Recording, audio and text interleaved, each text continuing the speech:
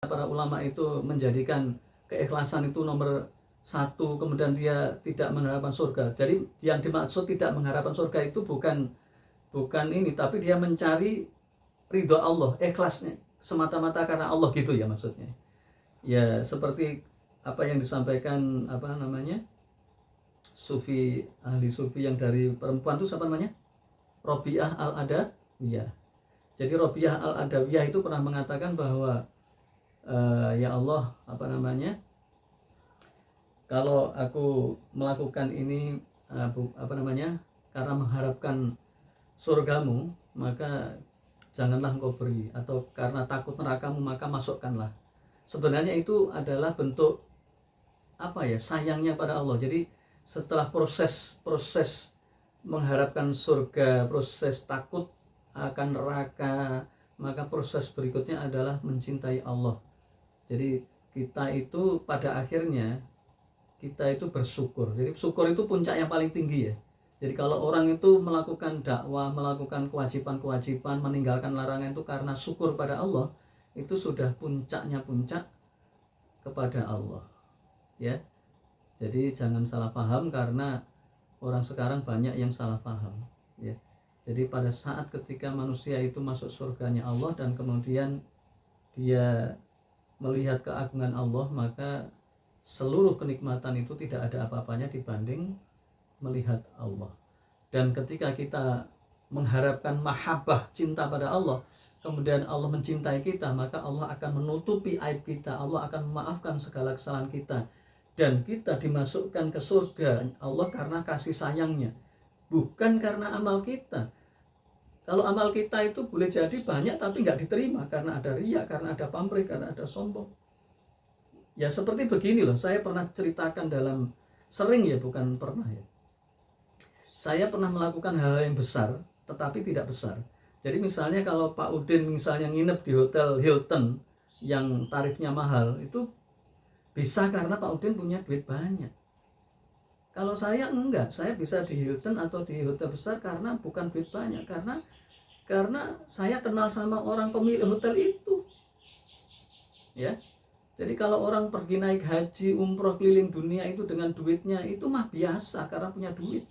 Tapi ketika kita bisa keliling dunia ya, itu karena ada bos besar yang membawa saya. Nah, itu maksud saya. Ngerti maksudnya? Ngerti nggak kira-kira? Ya. Jadi kalau kita sudah bicara cinta pada Allah, mahabbah pada Allah, sudahlah.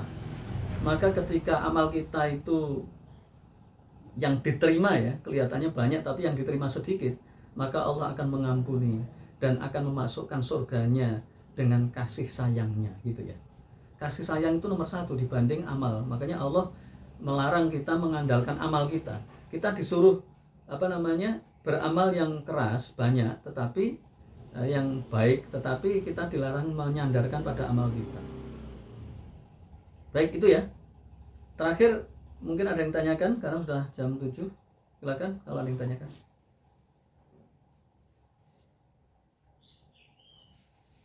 Silakan buat mungkin peserta yang lain.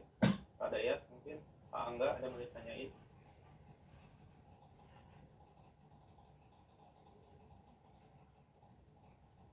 Pak Aris.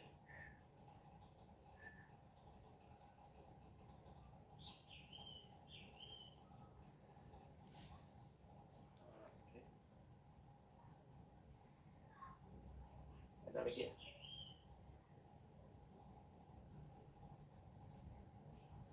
Ini mungkin tidak ada lagi, Ustaz. Ini bisa sampaikan kesimpulan, Ustaz ya? Ya. Baik, saya simpulkan, camkan baik-baik ya. Jadi yang pertama ini termasuk mengulangi dari 4 pertanyaan tadi, menyimpulkan, saya padatkan. Bismillahirrahmanirrahim. Ya, jadi tugas kita adalah berdakwah ya. Berdakwah, ngajak pada manusia untuk mengikuti jalan Allah dan Rasulnya, jalannya para syuhada wassolihin wal muqarrabin. Di samping itu kita juga membenahi diri kita, mendakwai diri kita. Ku anfusakum wa ahlikum naron. Jaga diri kalian dan keluarga kalian dari api neraka. Jadi kalau berdakwah itu jangan menunggu sempurna. Nggak ada orang sempurna, itu nggak ada. Ayo sebutkan siapa orang yang sempurna baru berdakwah, nggak ada. Bahkan tadi saya sampaikan, andai kata berdakwah ngajak ke dalam kebaikan itu menunggu sempurnanya orang, nggak ada yang bisa berdakwah karena nggak sempurna. Ya, ini yang sering ditakuti orang, aku nggak bisa apa-apa loh. Bilal itu ngajak orang itu hanya ahad, ahad, ahad, ya kan? Nah kalau sekarang Pak Abdullah bisa ahad, sani, salisah, ya, sudah hafal juz amma, ya, sudah hafal kul huwallahu ahad, bukan aja ahad, kul huwallahu ahad sudah hafal. Coba bayangkan, apa nggak lebih pintar dari Bilal bin Rabah waktu itu? Tapi Bilal bin Rabah ahad, ahad saja ngajak orang, ya. Yang kedua adalah bahwa manusia itu semuanya mengalami proses. Apakah orang kafir, orang munafik, orang dolim, lebih-lebih kita, ya. Itu sejatinya oleh Allah, Allah dengan kasih sayangnya itu mengarahkan ke dalam jalan kebenaran. Loh kok bisa begitu ya, orang padahal orang kafir, ya. Pak Ubed, ngopi Pak Ubed, bisa didengar? Oke. Jadi semua manusia itu oleh Allah disuruh berpikir, ya, untuk menuju jalan kebenaran. Kenapa? Karena sungguhnya Allah itu maha kasih sayang, ya. Makanya kalau kita lihat sekarang ini banyak orang-orang yang masuk Islam, ya, di negara-negara barat, di Amerika, di London, dia di Amsterdam, kemudian di Belgia, ya, kemudian di Amerika Latin itu berbondong-bondong masuk Islam karena mereka sudah jenuh dengan kehidupan materialisme, hedonisme. Nah sekarang di Indonesia itu baru dimulai, coba bayangkan, apa nggak terbalik itu? Di negara barat sana itu sudah bosen dengan materialisme, itu bosen. Mereka butuh namanya agama. Makanya mereka itu mencari agama, ya. Nah disitulah titik baliknya. Makanya saya slow-slow aja dengan hiruk pikuk yang ada di negeri kita ini, karena biarlah wa makaru wa makarallahu wallahu khairul makirin. Orang-orang kafir, dolim, fasik, munafik itu punya daya tipu, ya, tipu daya yang luar biasa, tetapi Allah punya daya tipu. Wallahu khairul makirin, dan sebaik-baik tipu daya adalah miliknya Allah Ta'ala. Maka apa yang harus kita lakukan? Lakukan apa yang antum bisa lakukan, ya. Kalau antum bisa berdakwah alif, sampaikan alif. Kalau antum bisa berdakwah ba, sampaikan ba. Kalau antum bisa berdakwah alif lam mim, sampaikan alif lam mim, ya. Kalau antum bisa jualan nasi kebuli, bisa ngasih nasi kebuli, kasih aja nasi kebuli itu biar dapat pahala banyak. Kalau antum bisa ngasih siomay, mana siomay itu nggak muncul nih Pak Siomay ini, Pak Fauzi. Mau tak doakan atau kita doakan supaya siomaynya lancar, siomay raja, ya, maka itu bisa, ya, banyak. Jadi orang-orang beriman itu tidak akan kenyang beramal baik sampai dia meninggal dunia, paham ya? Jadi kalau kita itu amalnya sedikit, ya kasihan, waktu ini panjang, ya. Waktu orang meninggal dunia itu permintaannya satu, apa? Pengen hidup lagi 1 menit, coba bayangkan. Itu orang meninggal dunia loh, ya. Nah kita dikasih 1 hari santai-santai saja, dikasih 1 bulan santai-santai saja, dikasih 1 tahun santai-santai saja. Orang meninggal dunia itu mintanya 1 menit untuk bisa berdakwah, istighfar, sholat berjamaah, tilawah, menghafal Quran, ya, kemudian bersedekah, mendoakan orang lain. Yang paling ringan mendoakan lah, ya. Doakan ini saudara-saudara kita seluruh Jagakarsa, orang-orang beriman, ya, tokoh-tokoh kita, ya. Itu pahalanya banyak, itu paling ringan. Kemudian naik lagi, bantulah orang-orang yang kesulitan, para janda. Ini ada nggak? Ini duda-duda sudah punya istri semua nggak? Sudah punya semua, ya? Pak Aris sudah dapat, Pak Aris? Pak Willy, Pak, bukan Pak Aris. Pak Willy? Udah. Pak Willy udah dapat? Sudah? Ustaz. Yang Oh, Pak Widodo sudah? Alhamdulillah. Udah dapat bayi baru. Oh ya, yang kedua belum. Ya, nanti Pak Widodo ditunggu kabarnya berikutnya. Ya, jadi banyak. Masalahnya antum tahu nggak amalan-amalan yang berjenis-jenis itu? Kalau nggak tahu ya harus ngaji. Makanya pentingnya belajar di sini. Jangan-jangan gini loh, kita itu tahu apa amalan-amalan yang banyak tapi kita nggak tahu ya. Banyak ya. Makanya harus belajar mengikuti para metode salafus sholihin, para sahabat tabi'in tabi'ut tabi'in. Karena manusia itu beraneka ragam gitu loh. Misalnya seperti Pak Kiki ini kan dia jualan kurma, travel, haji, umroh, nah delivery. Nah, itu bisa digunakan untuk amal kebajikan ya. Yang sesuai dengan apa yang dia lakukan. Misalnya dia jualan umroh, udah kasih aja kurma tadi, kurma dikasihkan ke Pak Abdullah, dikasihkan ke Pak Ubed, itu misalnya ya, karena dia punya bisnis seperti itu, misalnya saja ya, atau ngasih tiket umroh, ya kan satu area ya. Kalau punya misalnya punya kos-kosan, yang punya kos-kosan ini siapa misalnya, Pak Udin ini punya kos-kosan banyak ini, amin ya rabbal alamin ya, kasih aja ke kos-kosan itu ya.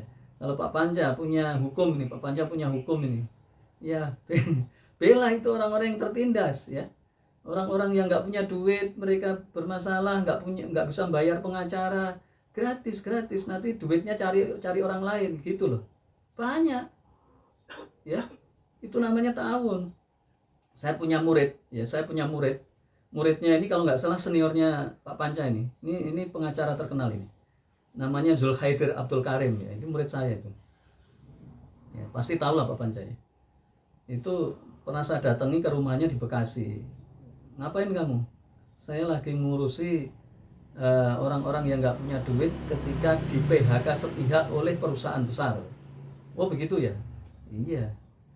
Jadi dia itu menolong orang-orang yang tidak punya duit untuk menggugat perkara-perkara yang dia alami kepada ya perusahaan ketika didolimi sepihak.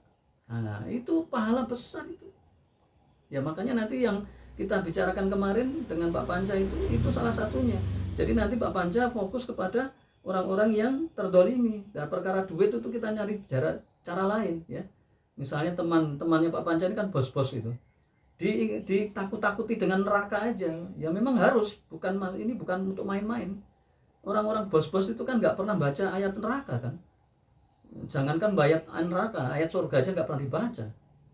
Yang dibaca itu ayat fulus. Mafulus yurudu mampus, mafulus yurudu mampus ya, tidak ada uang akan mati. Nah itu ayat-ayat setan itu ya. Jadi itu bos-bos besar itu yang dipikir duit, padahal ada duitnya orang-orang yang berat.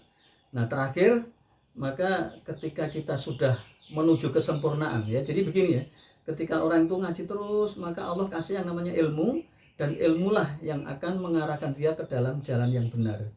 Jadi semua itu kalau kita istiqomah akan menjadi sempurna pada saatnya. Nah camkan baik-baik, sesuatu itu akan menjadi sempurna pada saatnya.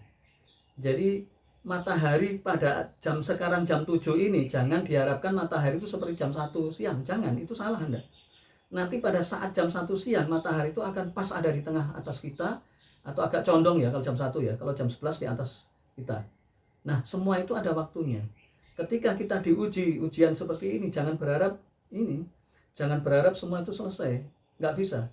Justru pada saat ujian-ujian maha berat ini, itu ketika kita itu bisa berdakwah dengan bagus, itulah nomor 1. Bintang itu kelihatan bintangnya pada saat gelap. Kalau antum berdakwah dengan serius, maka antum akan dipuji oleh Allah ya dan manusia, karena antum berdakwah pada saat ketika kerusakan di muka bumi ini merajalela. Ketika antum berdakwah pada saat yang aman, siapa yang muji, siapa Allah juga enggak ini. Makanya Rasul menyampaikan, barang siapa di akhir zaman itu yang dia itu bisa mengamalkan sunnah Allah, sunnah Rasulnya, itu pahalanya 60 sahabat aja sampai iri ya. Sahabat itu loh iri kepada kita, kepada orang-orang di akhir zaman yang ikuti sunnah Allah dan Rasulnya ya. Kenapa? Kalau di zaman sahabat ada Rasulullah, ada orang baik itu banyak ya, ratusan ribu orang baik. Kalau sekarang ratusan ribu orang jahat, meskipun berbentuk kiai, habaib ya, casingnya casing ulama, casingnya casing akhirat, tetapi hatinya mereka itu hati dunia. Loh kok tahu? Ya semua karena ilmu ya. Makanya sedikit sekali waqalilum min ibadiyas syakur, sedikit sekali orang-orang yang bersyukur, yakni orang yang memahami kebenaran. Baik, mungkin itu yang bisa kita sampaikan. Aku qouli hadza astaghfirullahaladzim innahu huwal ghafurur rahim. Assalamualaikum warahmatullahi wabarakatuh. Waalaikumsalam warahmatullahi wabarakatuh. Alhamdulillahirrabbilalamin. Kita sudah mendengarkan materi untuk hari ini, insyaallah ya.